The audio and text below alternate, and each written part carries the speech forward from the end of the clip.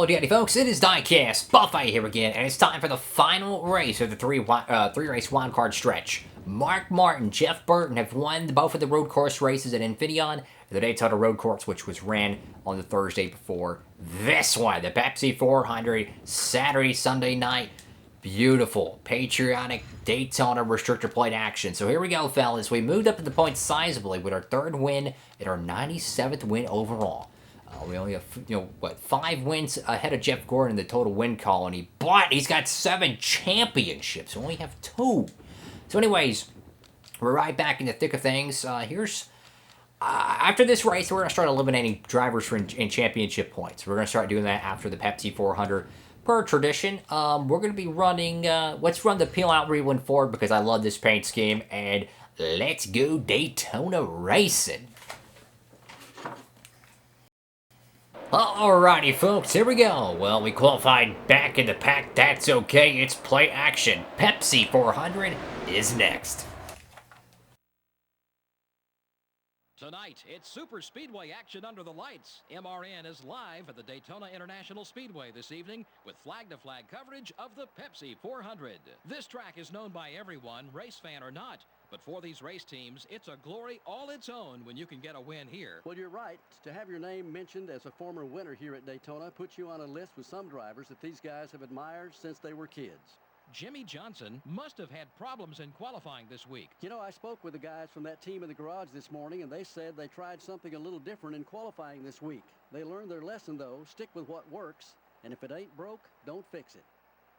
Jeff Burton comes to the track with the hopes of maintaining his top 5 points position. Oh, yeah, and all these guys in the top 5 are fighting hard week in and week out to gain as many points as possible. It's harder to pick up spots once you're into the top 5. Christy Jones has been working hard at qualifying all season, and it's really showing. Man, is it paying off for those guys. Seems like each and every week that car is starting in the top 10.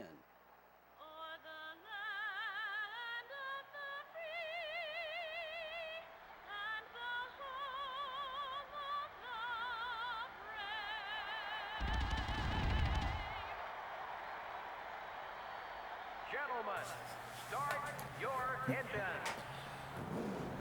Alrighty folks, here we go. Engines are fired. The Home Depot Pontiac, the Budweiser Monte Carlo front row Daytona 4th of July weekend. Now I learned something super freaking cool about this game that I never even knew. Okay, so I talked about how if you run over debris in this game, like if you run over a piece of metal or something, it gives you a chance of cutting down the tire, right? Well, I also learned that based on your rear and front spring settings, your car will actually react to it. So if you make your front springs super high up and you make your back ones really low, the front of the car will actually be raised up and the back end of the car will be lower, and vice versa. I have never seen a racing game, I'm like probably years, I mean so many God-given years, that actually had that feature. So freaking cool. You can kind of notice how the back end of the car is so freaking lowered down because we actually, I lowered the freaking springs. I do that a lot, but I never noticed it, that it actually affects the cosmetics of your car. I want to say, yeah, it was Nascar Inside Line that have that feature as well. Where if you raised up the front, you could actually raise it up. Like it actually showed it cosmetically. Oh crap, we're already making contact. What the biff is that dude doing? 161 there. Well, that ain't good. But you can actually adjust the cosmetic look of your car with your rear and front springs. So if you're on a road course, you might want to raise it up a little bit, give you a little bit more clearance. But if you're at a speedway, you could drop that bad boy down. So I think that has got to be one of the coolest features I've ever seen. So I just wanted to kind of touch on that because I never knew that I was in this game. I know it's in like NASCAR Inside Line and probably all the Technics games. I remember one of the tricks was to raise up the front end completely and drop the back end. You can kind of do that in this game. I'm going to let Newman by because I need to push him because that contact there really put us back and now we're in jeopardy of really being competitive tonight, unfortunately. Not a good qualifying effort. All the adjustments we did were post-qualifying. We have a fast race car, though. I think if track position, kind of fell our way, we really would have a shot at this. I mean, think about it. Look at the not RPMs, but the miles per hour. I mean, we're at 190 and climbing. So The gear ratios are tiered for, you know, a couple laps in the race. Then you start Stanley steaming. So I think if we can find a way to get some track position, which I'm totally okay taking no tires tonight. I'm willing to gamble, do whatever it takes to get a good finish. If we go out there and we take no tires, so be it. I need points. So I'm willing to gamble tonight and try to see if we can find a way to get up there. I'm going to push Ryan Newman for all it's worth and hope it works out. Because I know we have a hot rod. I mean, we're running 190 into the corner. I mean, if he run the bottom with a shorter arc, we'd probably be gaining a little bit extra time on him. But, you know, that's just the AI. Sometimes they prefer different lanes, but that's okay. Your race leader, though, tonight is Darrell Wolf. The guy who literally should have won on Thursday. Got passed by McMurray, and then we passed both of them. I tell you what, though, Darrell Wolf, what a night it would be in Florida if he could find a way to cap it off with a Pepsi 400 victory lane celebration. We're gaining on it, though. I tell you that, this car's flying right now. I mean, this thing, you could just cosmetically see how much lower our car is to Ryan Newman. Even though it's it is the same make. I thought it was a Dodge, no. But you could just see how much lower our car is. I mean, we got this thing, it is slammed to the ground, yo. And that's why I love this game so much. I just cannot describe how realistic the Thunder games were, man. For anyone who's playing the new Heat games, you've never played a Thunder game in your life, please do yourself a favor. It's like $2 or $3 to get one of these Thunder games. They're so dirt cheap, right? You could go to like any like thrift store that sells old video games. I know in Texas they have a place called Second and Charles. I don't know if that's a national brand or not. That place has so many God-given PlayStation 2 games, bro. I got Thunder 04, perfect condition pretty much. It was used for like $5. You can go on Amazon, go on eBay. You pay like $5, and you can pretty much get any NASCAR game you ever want. Do yourself a favor, get you a PS2 and play it, man. Heck, if you have a computer, you can get the emulator for the Thunder games and test it out there before you actually buy it. It is the best NASCAR games ever made, and you couldn't tell me different. Pit stops are about to begin here. Lap 5 out of 16. Looks like the 46 wants to pit here. Ryan Newman looks like he's going to stay on the outside, so this is why I'm kind of glad Newman's on the outside here. I like how he's running away from them and not running in that same line, because if you try to push someone while someone's slowing down, there's going to be a gigantic crash. Oh, got a Stanley Steamer. Let's see who it is. Unfortunately, it's going to be Jeff Green, the 30 car, up in smoke here at Daytona. Not a good run for the AOL machine. We're running 29th, though. So, again, the strategy call is if we can find a way to get track position, I'm willing to take no tires. I'm willing to take no tires. I'd like to have drafting help, but if I could save 5-something seconds taking no tires, I'll freaking do it. I mean, our tires are pretty good thus far. Everyone's still on the racetrack, though. I'm hoping and praying for a caution, though, and that will kind of help us out. Halfway on fuel, we could probably go to about 6 to go, maybe. Yeah, about 10. Lap 10 is probably going to be our last bit of no, not lap 10, you idiot. Lap 12. Oh, boy. Come on, car.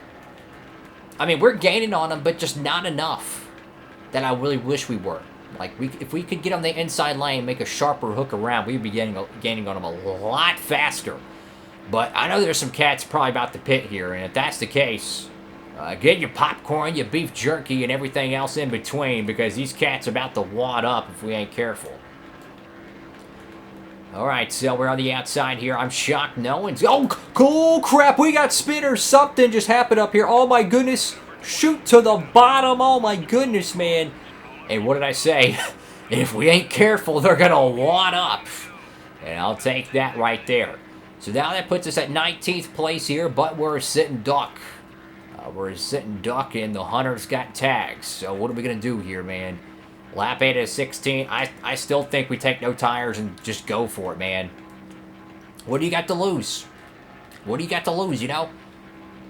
I'm hoping we'll catch a caution. To me, it looked like Brian Hornaday got really loose. Maybe made contact, slapped the fence, came back down, and the AI, they're pretty good at slowing down when cars have issues in front of them. So, Sometimes they will over-brake, and that really slows everyone up.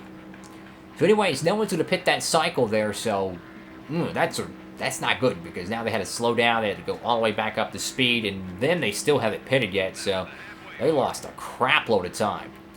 And right now, we're just trying to catch them right now, honestly. We're in 187 by ourselves. Not bad. Tires are wearing. I'm okay with that, though. I would love a caution right now, man. Just get a caution, put some tires on it, fuel, whatever it takes. Fuel only 4 tires. I'm up for anything, man.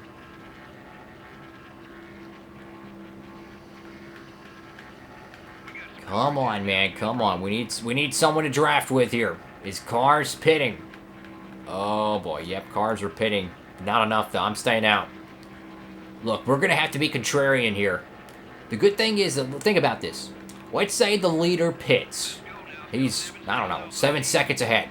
If we pit, take no tires, okay? We pit, take some gas, whatever we need, right? We probably don't even need a full tank of petrol, to be honest with you. If we could come out with an 8-second pit stop, 9-second pit stop, we gain maybe 5, maybe 6 seconds. We'll be right in the middle of the pack. You see what I'm saying? We won't be, like, in the lead, but hey, if we're near, I don't know, top 10, you never know what could happen. I mean, we're running this car ragged right now. Very low on fuel. Someone's gonna have to pit here. Only one car on pit road. I'm not willing to pit yet because all those guys are about to leave.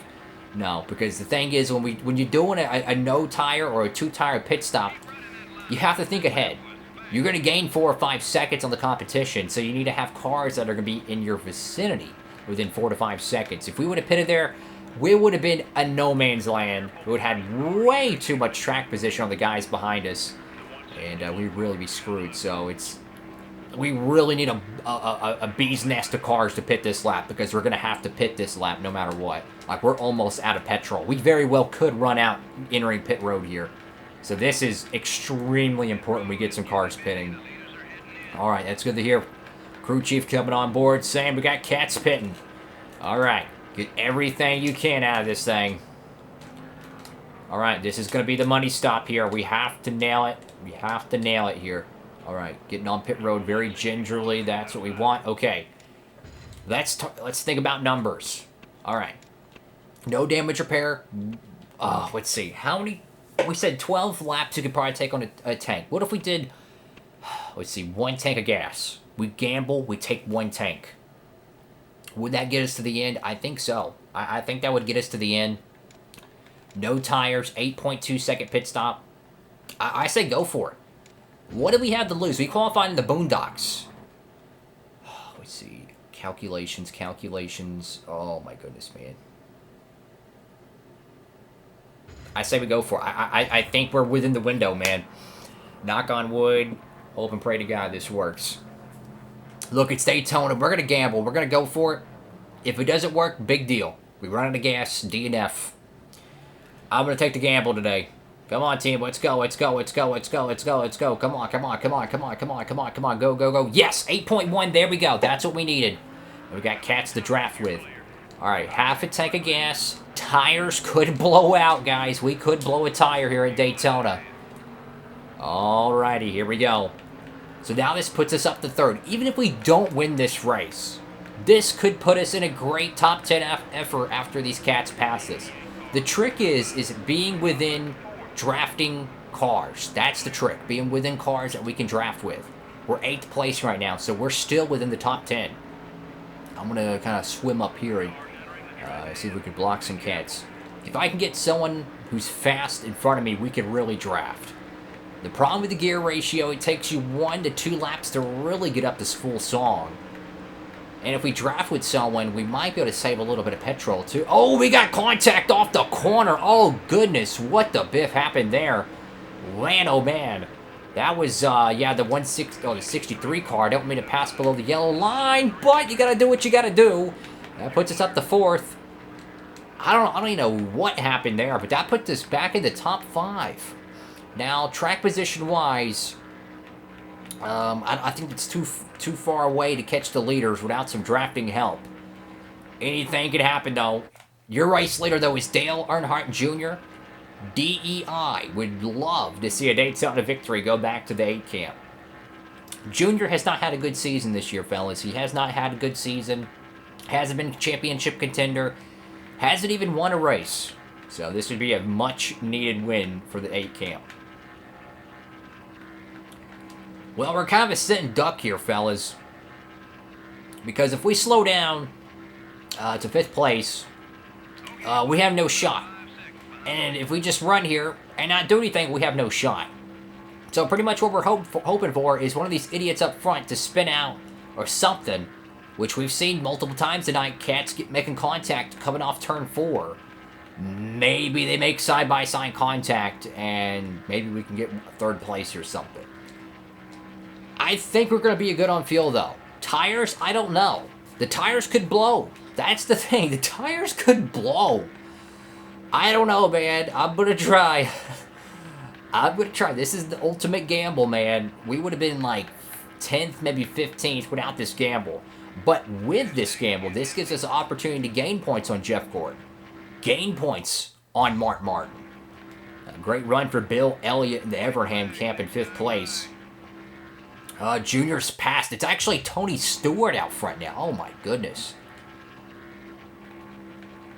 I mean, we're running really good lap times. The pack's obviously gaining on us because, you know, the momentum of the pack. But, I mean, we're running really good lap times for a single car, I believe.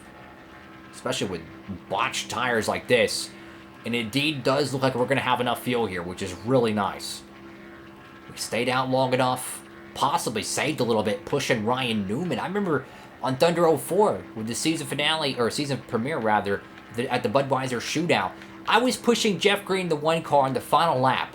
And I used more fuel bump drafting and pushing him than I did running single file. I don't know how that really works. I'm guessing the engine was going faster and we didn't lift off the gas. So thus, it forced more fuel into the carburetors. That's the only thing I can think of. Very low fuel. If the tires hold, man, this would be a great top 5 gamble. And this really could help us, man. We need a good top 5. Think about it. We finished like, what, top 10 at Sonoma. We won the Daytona road course on Thursday.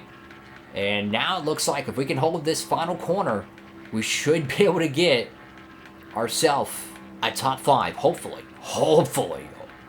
And through the short chute, coming up to the triumphal checkered flag in the air at the Pepsi 400. And somehow that gamble paid off. Yes! And Tony Stewart edges Dale Jarrett by 1/10 of a second for a huge Daytona win. Wow. So, great gamble. I love the gamble. I'm surprised it paid off. I'm surprised it paid off. I think having the car more of a lower center of gravity really helped it out. Getting that spoiler out of the air really helped this thing out. So, Jeff Gordon gets 8th place. He didn't lead a lap. That's 142 for him. So, we gained that gamble right there. Gave us 18 points on Jeff Gordon. And where's Mr. What's-His-Face? Where's Mark Martin? Check this out. 109 to Mark Martin. And you go to our points total. And it is 160. So, that gained us, that bought us 51 points on Mark Martin. That gamble right there. That's why I love gambling in this game. Because if it works out, it hits a home run. But if it doesn't, it really kicks you in the cojones. Jeff Green, tough day there. That RCR engine could not go the distance. It looks like Jimmy Johnson pushed it too much. And he's had a really rough wild card stretch. He's got to get it turned around if he wants to win a Winston Cup. He's your Coca-Cola 600 champion. But a great night for Tony Stewart. He gets the W. Tough luck for Earnhardt. He led some laps, but Tony Stewart gets a maximum points day. Thank y'all so much for watching the video. Make sure to give it a big thumbs up, like, comment, and subscribe. Upload these every Monday, Wednesday, Friday, and Saturday, fellas. Make sure to hit that notification bell every one of those days at 3 p.m. Eastern Standard Time. And if you want to get free shipping on any NASCAR diecast, any NASCAR merchandise, hats, t-shirts, doesn't freaking matter, use the promo code DIECASTbuffet. Any orders $20 or more at Circle B Diecast, link down below. You'll get free shipping. That's where I get all my stuff. Free shipping. I have nothing against Dale Jarrett and the UPS truck, but dang it, I'm tired of paying for shipping. So, If you can, go check that out. And without further ado, thank y'all so much for watching. God, I love the M&M's Pontiac right there. Stay humble. God bless. Diecast Buffet. Signing off.